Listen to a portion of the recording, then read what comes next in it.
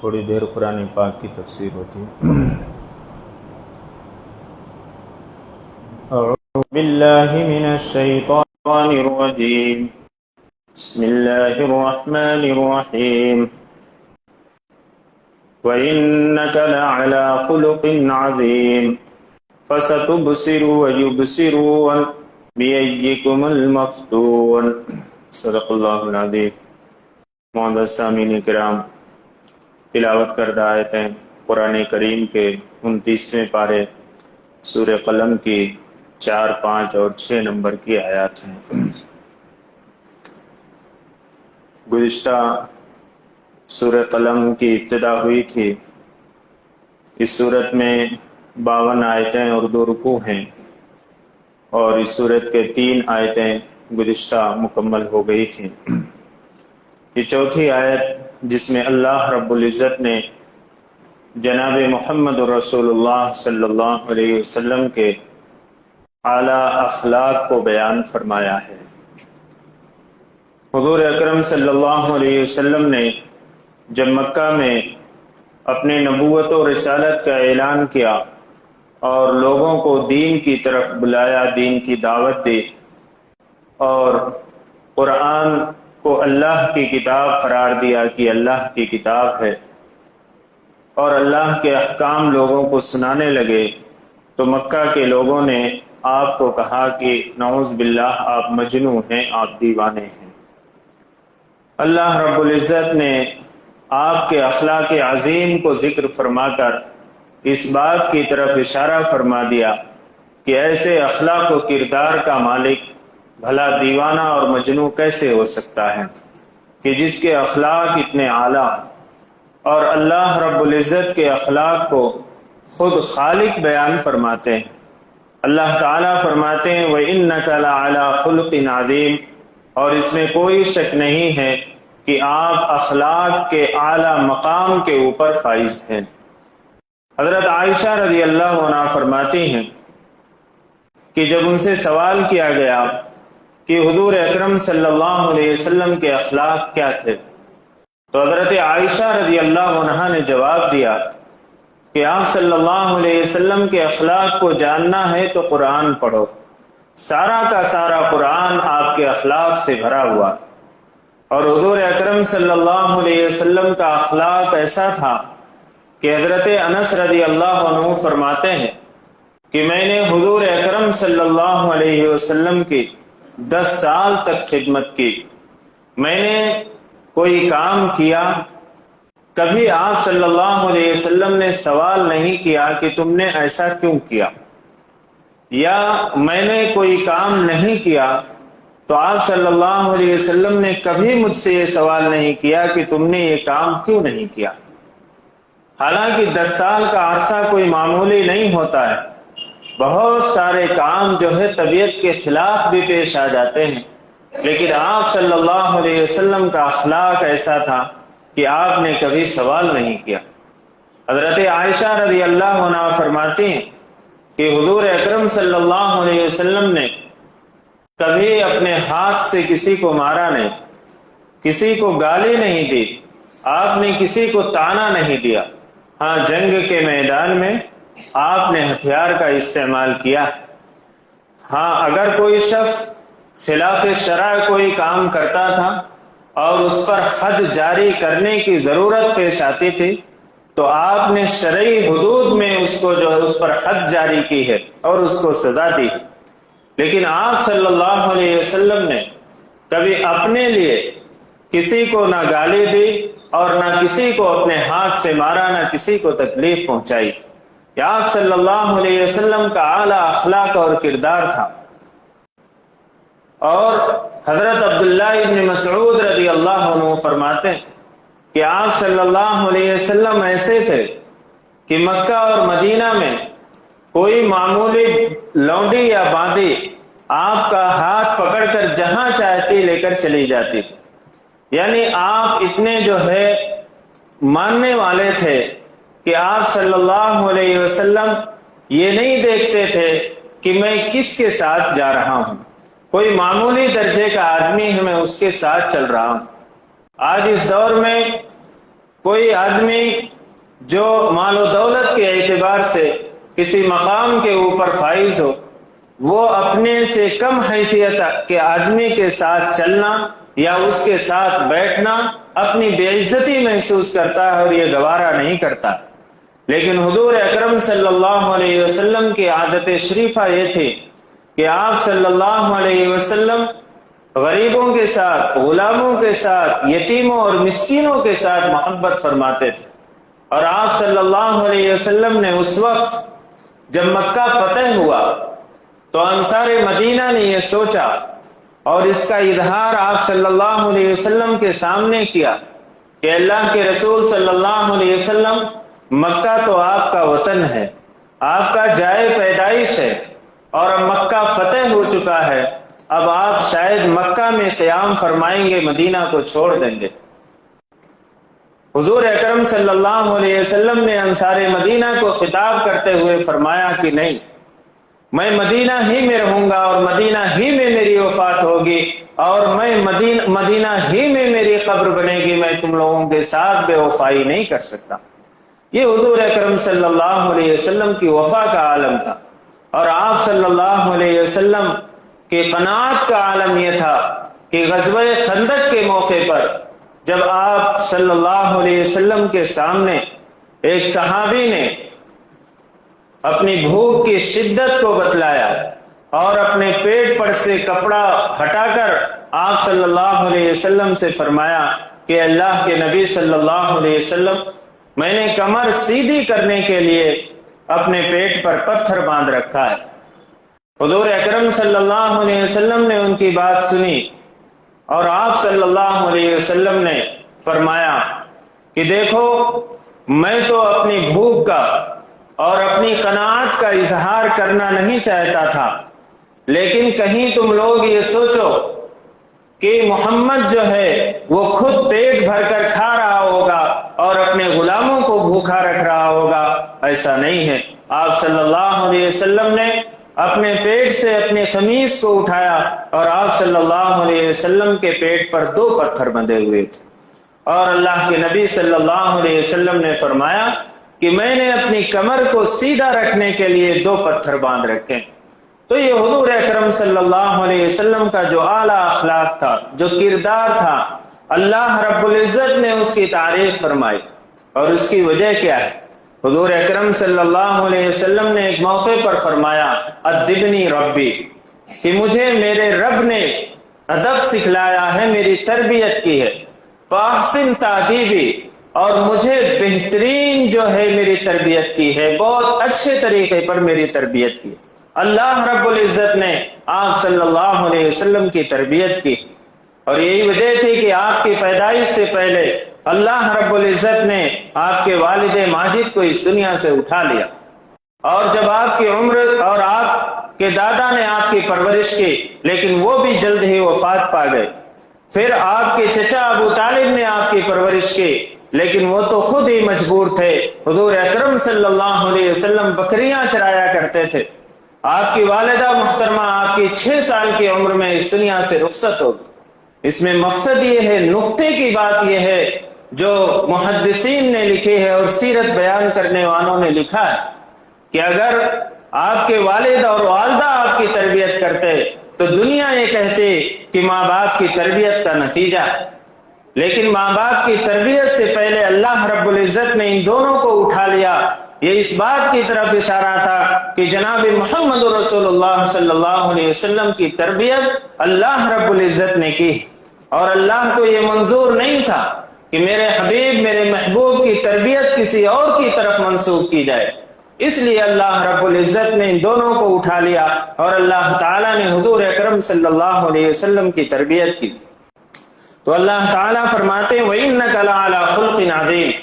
کہ اس میں کوئی شک نہیں ہے کہ آپ اخلاق کے اعلیٰ کردار کے اوپر فائز ہیں، اعلیٰ مقام کے اوپر فائز ہیں۔ فَسَتُبْصِرُ وَيُبْصِرُونَ، اللہ تعالیٰ فرماتے ہیں بہت جلد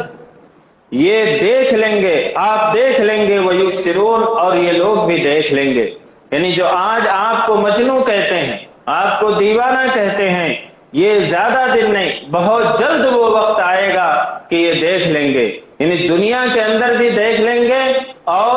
پردہ ہٹے گا دنیا کا اور آخرت کی زندگی جب آئے گی وہاں بھی یہ دیکھ لیں گے کہ مجنو کون ہے، دیوانے کون ہے، بِأَيِّكُمُ الْمَفْتُونُ کہ تم میں سے دیوانہ کون ہے۔ اور دنیا نے دیکھا کہ جن کو لوگ دیوانہ کہتے تھے مکہ کے لوگ، ان کی مختصر سی زندگی کے اندر لوگ کس طرح سے ان کے گرویدہ ہو گئے اور کس طریقے سے لوگ اسلام کے اندر داخل ہوئے اور جناب محمد رسول اللہ صلی اللہ علیہ وسلم سے کس قدر محبت فرماتے تھے، صحابہ کیسی محبت فرماتے تھے۔ آج جو ہے دنیا کے مورخین نے یہ بات لکھی ہے کہ دنیا میں محمد جیسی صلی اللہ علیہ وسلم کوئی شخصیت ایسی نہیں گزری کہ ان کے چاہنے والے، ان کے ماننے والے ان سے جیسی محبت کیے ہوں، دنیا کے اندر کوئی شخصیت ایسی نہیں گزری۔ ایسی محبت کی صحابہ نے۔ اللہ تعالیٰ فرماتے ہیں کہ بہت جلد آپ بھی دیکھ لیں گے اور یہ لوگ بھی دیکھ لیں گے، بِأَيِّكُمُ الْمَفْتُونُ کہ تم میں سے دیوانگی کے اندر کون مبتلا ہے، کس کے دماغ کے اندر خلل ہے۔ ان ربک هو اعلم بمن ضل عن سبیلہ یقیناً آپ کا پروردگار اس شخص کو بھی بہت اچھی طرح سے جانتا ہے جو اس کے راستے سے بھٹک گیا، جو گمراہی کے راستے پر چل رہا ہے۔ اللہ رب العزت اسے بھی بہت خوب طریقے پر اچھی طرح سے جانتا ہے۔ وَهُوَ أَعْلَمُ بِالْمُهْتَدِينَ اور آپ کا رب اسے بھی اچھی طرح سے جانتا ہے جو ہدایت کے راستے پر چل رہا ہے۔ اللہ کے علم میں یہ بات ہے، یعنی جو کفار مکہ محمد رسول اللہ صلی اللہ علیہ وسلم کی طرف نسبت کرتے تھے کہ آپ مجنون، اللہ تعالیٰ فرماتے ہیں کہ دیوانے کون ہیں اور عقل والے کون ہیں، سمجھ اور بوجھ والے کون ہیں، گمراہی کے راستے پر کون چلنے والے ہیں، ہدایت کے راستے پر کون چلنے والے ہیں، اللہ رب العزت اس کو بہتر جانتے ہیں اور خوب جانتے ہیں۔ فَلَا تُطِعِ الْمُكَذِّبِينَ اللہ تعالیٰ فرماتے ہیں کہ جو آپ کو جھٹلانے والے ہیں ان کی باتوں میں مت آئیے، ان کی باتیں مت مانیے، ان کی اتباع مت کیجیے۔ وَدُّوا لَوْ تُدْهِنُوا فَيُدْهِنُونَ وہ تو چاہتے ہیں کہ آپ تھوڑا نرم پڑ جائیں تو ہم بھی نرم ہو جائیں گے۔ یعنی اللہ رب العزت فرماتے ہیں کہ محمد صلی اللہ علیہ وسلم آپ کو جھٹلا رہے ہیں، جو آپ کو جھوٹا کہہ رہے ہیں ان کی بات مت مانیے گا۔ مکہ کے کافر لوگ یہ بھی کہتے تھے کہ جب آپ صلی اللہ علیہ وسلم ان کو دین کی طرف بلاتے تھے اور یہ کہتے تھے کہ ایک اللہ کی عبادت کرو، یہ جو بہت سارے معبودوں کی اور بتوں کی جو تم پرستش کرتے ہو یہ شرک ہے، یہ گناہ ہے، یہ کفر ہے، ایک اللہ کی عبادت کرو۔ تو وہ لوگ کہتے تھے کہ ہم اور آپ سمجھوتا کر لیتے ہیں کہ آپ ہمارے معبودوں کو کچھ برا بھلا کہنا چھوڑ دیجئے اور ہمارے کفر اور شرک کی برائی چھوڑ دیجئے، ہم بھی آپ کو ستانا چھوڑ دیں گے۔ یا ایک معاہدہ کر لیتے ہیں کہ کچھ دن تک تو آپ ہمارے بتوں کی پرستش کریں، عبادت کریں، اور کچھ مدت تک ہم آپ کے خدا کی عبادت کریں گے۔ اس طرح کی بات کرتے تھے۔ اللہ رب العزت نے منع فرمایا فَلَا تُطِعِ الْمُكَذِّبِينَ کہ جو آپ کو جھوٹا کہہ رہے ہیں، جھٹلانے والے ہیں، ان کی بات مت مانیے، وہ تو چاہتے ہیں کہ آپ نرم پڑ جائیں تو ہم بھی آپ کے ساتھ نرمی کا معاملہ کریں۔ وَلَا تُطِعْ كُلَّ حَلَّافٍ مَّهِينٍ اور نہ اس شخص کی بات مانیے جو بہت زیادہ قسمیں کھانے والا، مہین ذلیل قسم کا آدمی ہے، ذلت والا آدمی ہے، ایسے شخص کی بھی باتیں مت مانیے۔ ہماز مشاء بنمیم جو تانا دینے والا، چغلیاں لگاتا پھرتا ہے۔ یعنی جو یہ باتیں کہی جا رہی ہیں اس میں ولید ابن مغیرہ جو تھا، جو مکہ کا رہنے والا تھا، جو جناب محمد رسول اللہ صلی اللہ علیہ وسلم سے بہت سخت دشمنی رکھتا تھا اور اسی کے ساتھ ساتھ وہ اسلام اور مسلمانوں کو مٹانے کی کوشش کرتا تھا اور مسلمانوں کو تکلیفیں دیتا تھا، اللہ رب العزت نے اس کی کچھ بری صفتیں بیان فرمائی ہیں۔ اس میں سے ایک صفت یہ فرمائی کہ ایک تو وہ قسمیں بہت زیادہ کھاتا ہے اور دوسرے وہ ذلیل قسم کا آدمی ہے، ہماز مشاء بنمیم تانا دینے والا بھی ہے اور چغلیاں لگاتا پھرتا ہے۔ یعنی یہ بری عادتیں ہیں، بری خصلتیں ہیں۔ مناع للخیر معتد اثیم بھلائی سے روکنے والا ہے، جو نیک کام ہے، اچھے کام ہے، اس میں رکاوٹ ڈالتا ہے۔ معتدن زیادتی کرنے والا ہے، اثیم گنہگار ہے، یعنی اس کا عمل اچھا نہیں ہے۔ عتل بعد ذلك زنیم اللہ تعالیٰ فرماتے ہیں کہ بد اخلاق بھی، اس کے علاوہ وہ بہت نچلے نسب والا ہے، یعنی اس کا نسب بھی صحیح نہیں ہے۔ چنانچہ روایتوں میں آتا ہے کہ ولید ابن مغیرہ کی پیدائش کے 18 مہینے کے بعد اس کے باپ نے اقرار کیا تھا کہ یہ میری اولاد ہے۔ پہلے تو وہ منع کرتا تھا، انکار کرتا تھا کہ میری اولاد نہیں، 18 مہینے گزرنے کے بعد اس نے اقرار کیا کہ ہاں یہ میری اولاد ہے۔ اللہ تعالیٰ فرماتے ہیں کہ وہ جو ہے بد اخلاق بھی ہے اور نسب بھی اس کا صحیح نہیں ہے، اچھا نہیں ہے۔ ان کان ذا مال و بنین، اس وجہ سے کہ مال و دولت والا ہے، اور مال و دولت والا ہونے کی وجہ سے، وہ بنین اور آل و اولاد والا ہونے کی وجہ سے یہ اس کے اندر غرور اور گھمنڈ آ گیا، اس کے اندر تکبر آ چکا ہے، اور اس لیے یہ آپ کے بارے میں غلط سلط الفاظ کہتا ہے اور آپ کی برائی کرتا ہے اور آپ کو طعنہ بھی دیتا ہے اور ادھر ادھر چغلیاں بھی لگاتا ہے۔ آپ اس کی باتوں میں نہیں آنا۔ اور اس کی خرابی یہ بھی ہے، اذا تتلی علیہ آیاتنا قال اساطیر الاولین، کہ جب اس کے سامنے ہماری آیتیں پڑھ کر سنائی جاتی ہیں تو وہ کہتا ہے کہ یہ تو پچھلے لوگوں کی کہانیاں ہیں، یہ قصے اور کہانیاں ہیں، یعنی اس قرآن کا انکار کرتا ہے اور قرآن کی باتوں کو کہتا ہے کہ یہ پہلے زمانے میں جو لوگ گزر چکے ان کی قصے اور کہانیاں ہیں۔ سنسمہ علی الخرطوم، اللہ تعالیٰ فرماتے ہیں بہت جلد ہم اس کی ناک پر داغ لگا دیں گے۔ ناک چہرے کے اوپر یہ سب سے ابھری ہوئی چیز ہے، اگر اس پر کوئی داغ لگ جاتا ہے تو وہ بالکل نمایاں ہوتا ہے، ظاہر ہوتا ہے، وہ دکھ کر آتا ہے۔ اللہ تعالیٰ فرماتے ہیں بہت جلد ہم اس کی ناک کے اوپر داغ لگا دیں گے۔ چنانچہ غزوہ بدر ہی میں ایک صحابی نے اس کے اوپر حملہ کیا اور اس کی ناک کے اوپر زخم آ گیا، اور وہ زخم ہمیشہ یعنی اس کا اثر اور اس کے نشان جو ہے وہ باقی رہا، جو دور سے دکھتا تھا۔ اور اس کے علاوہ اللہ رب العزت نے جو فرمایا کہ بہت جلد ہم اس کی ناک پر داغ لگا دیں گے، یعنی ذلیل اور رسوا ہوگا، اور کل قیامت کے دن ذلت و رسوائی کے اندر یہ ڈھکیل دیا جائے گا۔ تو اللہ تعالیٰ فرماتے ہیں سنسمہ علی الخرطوم، کہ بہت جلد ہم اس کی ناک کے اوپر داغ لگا دیں گے، دنیا میں بھی لگا اور آخرت میں بھی لگنے والا ہے۔ یہ جو صفتیں بیان کی گئی ہیں یہ ولید ابن مغیرہ کی صفتیں، جو بہت ہی بری صفتیں ہیں، کسی انسان کے اندر یہ چیزیں نہیں پائی جانی چاہیے۔ ایسے بد اخلاقی کسی انسان کے اندر نہیں ہونی چاہیے۔ اللہ رب العزت نے اس کی مذمت فرمائی ہے،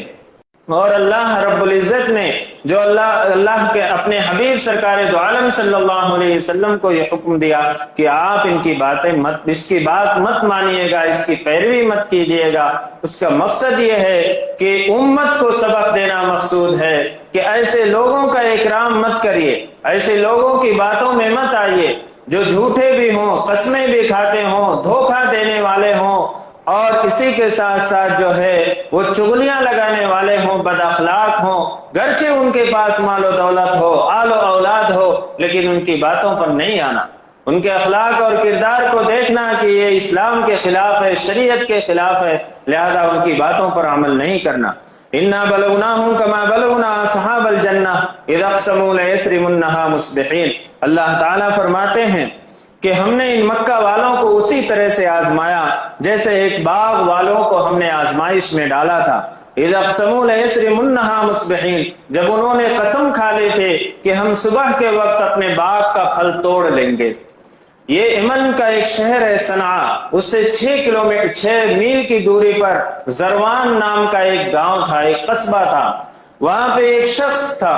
جس کے پاس جو ہے ایک باغ تھا یا زراعت اور کھیتیاں تھیں۔ وہ جب اپنے باغ کو کاٹتا تھا، یعنی اس کی فصل کو اور اس کے پھلوں کو توڑتا تھا، تو وہ 3 حصے لگا لیا کرتا تھا۔ ایک حصہ اپنی ضرورت کے لیے رکھ لیتا تھا، اپنے بال بچوں کے اخراجات کے لیے، اور ایک حصہ اس کھیتی میں پھر کام کرنے کے لیے اور اس میں استعمال کے لیے رکھ لیتا تھا، اور ایک حصہ جو ہے وہ غریبوں میں تقسیم کر دیتا تھا۔ تو جب وہ باغ کٹتا تھا، یعنی اس کے پھل توڑے جاتے تھے یا کھیتی کاٹی جاتی تھی، تو غریبوں کی ایک بھیڑ لگ جاتی تھی، اور لوگوں کو یہ معلوم تھا کہ یہاں سے غلہ ملتا ہے، اور اس کا یہ معمول تھا، اس لیے وہ باغ میں پھل بھی بہت آتا تھا اور اس کی کھیتی میں پیداوار بھی بہت زیادہ ہوتی تھی۔ جب اس کا انتقال ہو گیا تو اس کے 3 بیٹے تھے، تو ان بیٹوں نے یہ کہا کہ ہمارا باپ تو بیوقوف آدمی تھا جو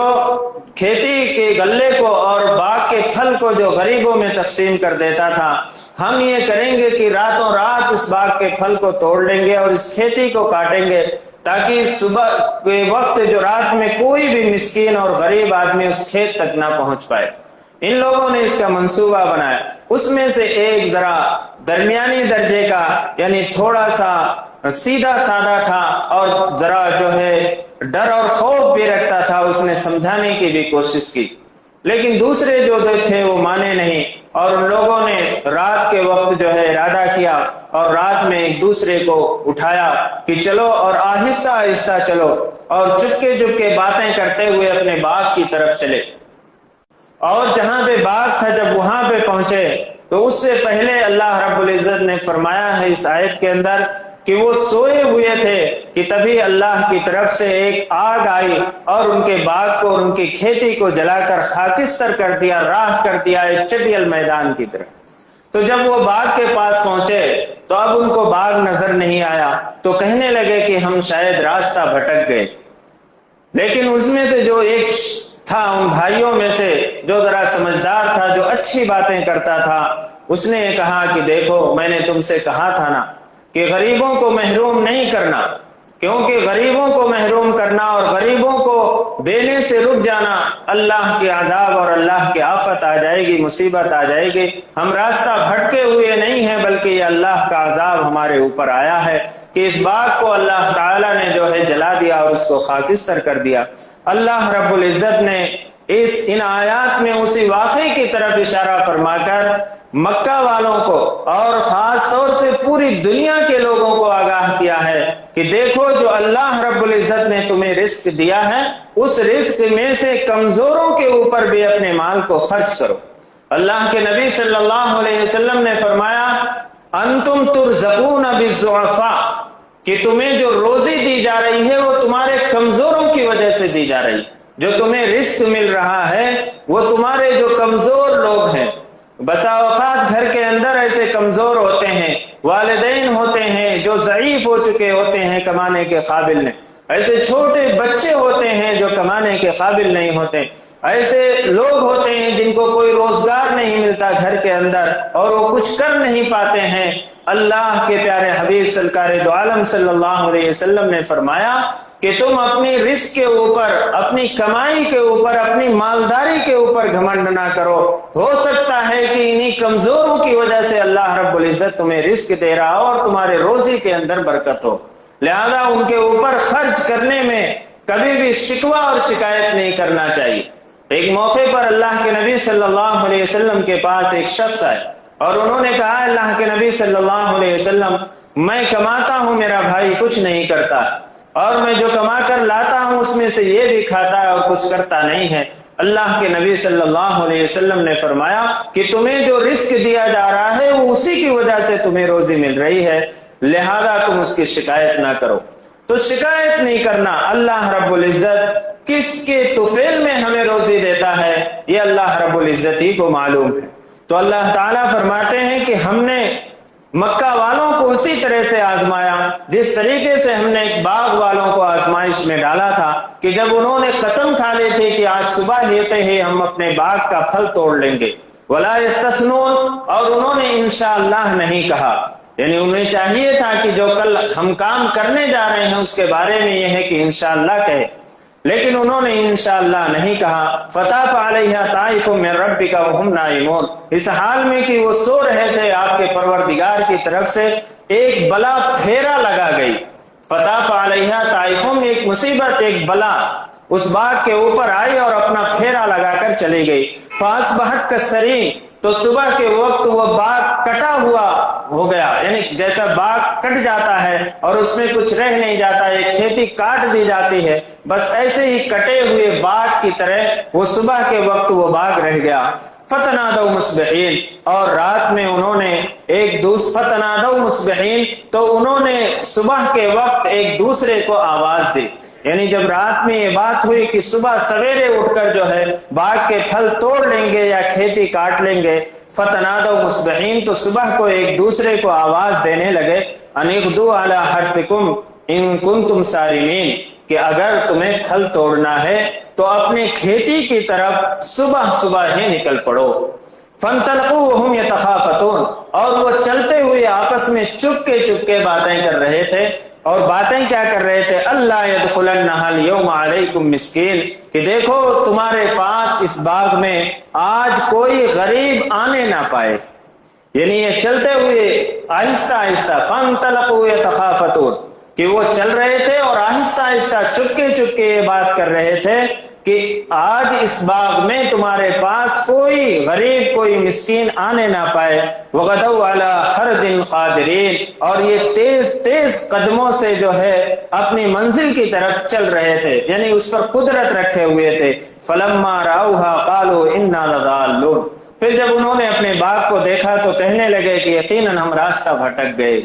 بل نحن محرومون بلکہ ہم تو لٹ ہی گئے، ہماری قسمت ہی پھوٹ گئی، ہم محروم ہو گئے۔ قال اوسطهم الم اقل لكم لولا تسبحون تو ان میں سے جو ذرا ٹھیک ٹھاک تھا، الم اقل لكم کیا میں نے تم سے کہا نہیں تھا لولا تسبحون کہ اپنے رب کی حمد بیان کرو، اس کی تسبیح کرو۔ قالوا سبحان ربنا انا كنا ظالمین تو وہ کہنے لگے ہمارا رب یقیناً پاک ہے، انا كنا ظالمین ہم ہی ظالم ہیں، ظلم کرنے والے ہیں۔ فاقبل بعضهم على بعض يتلاومون پھر اب ایک دوسرے کی طرف متوجہ ہو کر لان تان کرنے لگے، یعنی ایک دوسرے کے اوپر الزام رکھنے لگے کہ تمہاری وجہ سے ایسا ہوا، تمہاری وجہ سے ایسا ہوا۔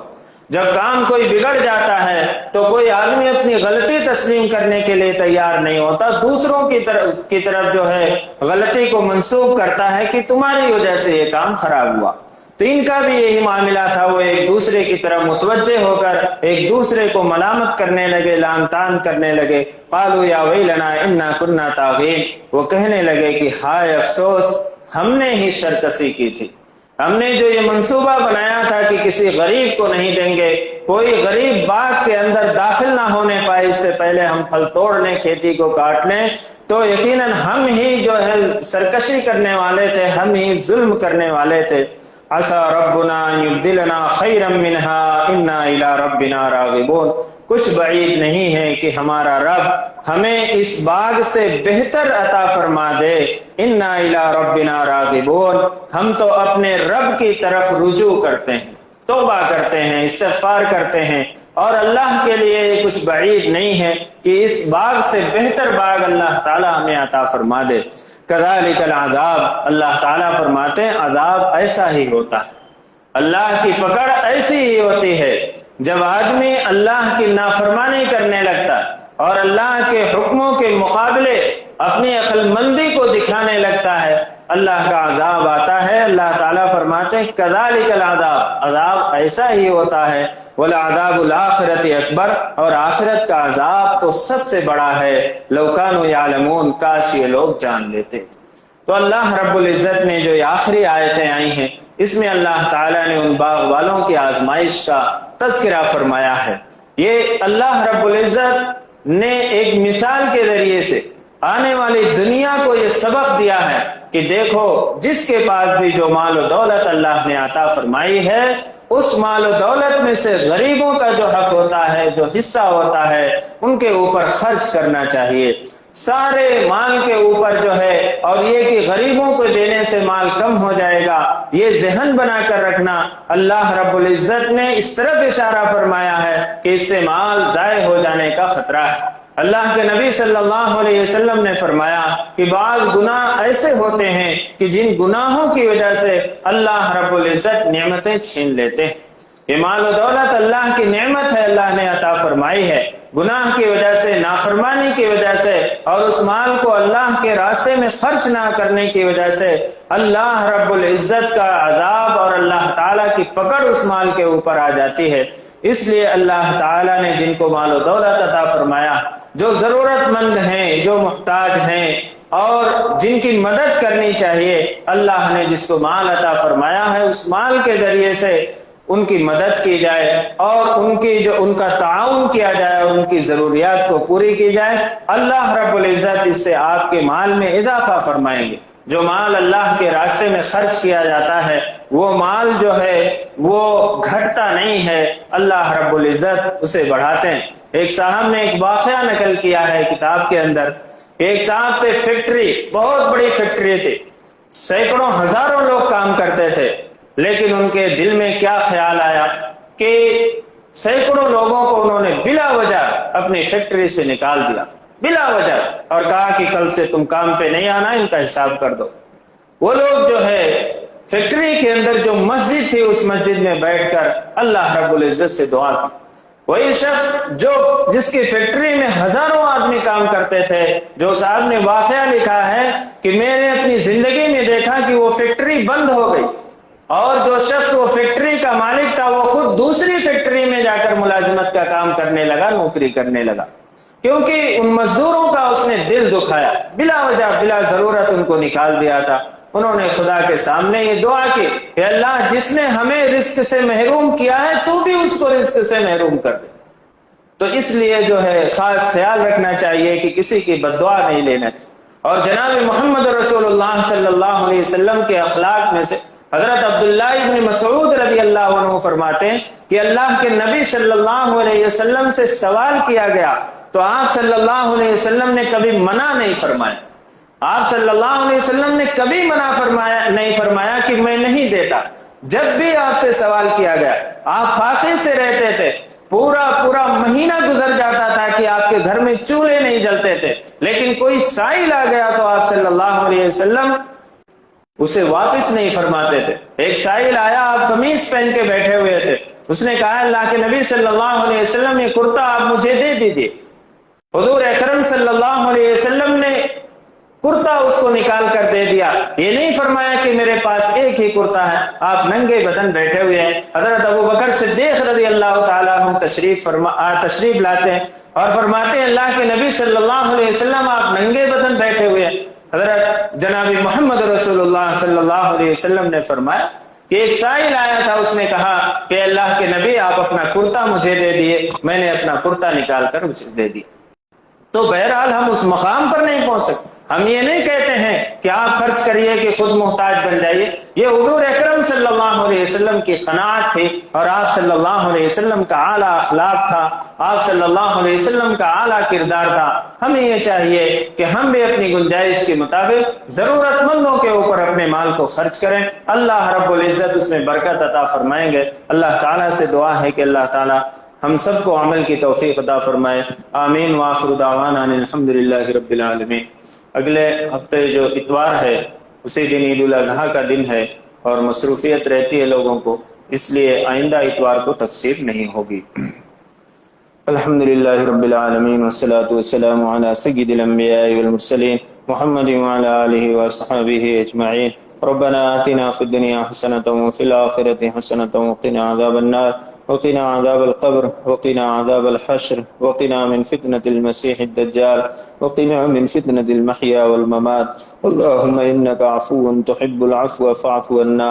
یا ارحم الراحمین ہماری خطاؤں کو معاف فرما دیجئے، یا ارحم الراحمین لغزشوں کو درگزر فرما دیجئے، یا ارحم الراحمین ہم گنہگار خطاوار قصوروار بندے ہیں، یا ارحم الراحمین آپ بڑی بڑی خطاؤں کو معاف فرمانے والے ہیں، حتیٰ کہ کفر اور شرک کو بھی توبہ کرنے سے معاف فرما دیتے ہیں۔ یا ارحم الراحمین ہم سب کی خطاؤں کو لغزشوں کو درگزر فرما دیجئے، یا ارحم الراحمین معاف فرما دیجئے، یا ارحم الراحمین ہم سب کے گناہوں پر معافی کا قلم پھیر دیجئے، یا ارحم الراحمین ہم سب کی خطاؤں کو معاف فرما دیجئے، یا ارحم الراحمین ہم اپنے گناہوں سے توبہ کرتے ہیں، یا ارحم الراحمین ہماری توبہ کو قبول فرما لیجئے، یا ارحم الراحمین جو بیمار ہیں انہیں شفاء کاملہ عاجلہ دائمہ مستمر عطا فرمائیے، جو پریشان حال ہیں ان کی پریشانیوں کو دور فرما دیجئے، جو ضرورت مند ہیں ان کی جائز ضرورتوں کی تکمیل فرما دیجئے۔ یا ارحم الراحمین حضور اکرم صلی اللہ علیہ وسلم نے جن جن خیر کا سوال کیا ہم سب کو اس میں حصہ عطا فرمائیے، اور جن جن شر سے پناہ مانگی ہے ہم سب کی اس سے حفاظت فرما لیجئے۔